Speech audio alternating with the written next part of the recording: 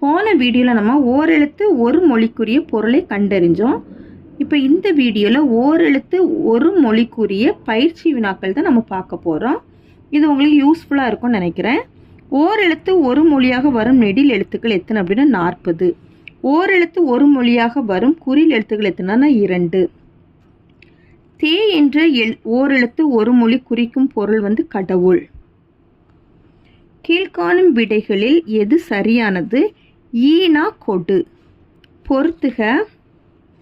பைனா என்னென்ன இளமை, மூனா மூப்பு, யானா அகலம், நோனா நோய். இது எந்த இதில் இருக்குன்னா ஆப்ஷன் பியில் இருக்குது கரெக்டாக. பின் வருவனவற்றுள் பொருத்தமான இணையை கண்டெடு. இது நேனா அன்பு.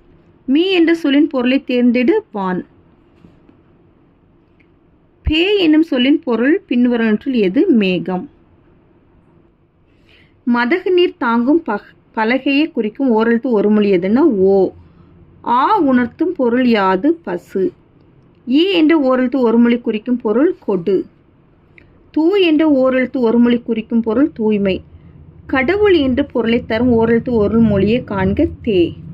கை என்ற ஓரெழுத்து ஒரு மொழி குறிக்கும் பொருள் ஒழுக்கம்.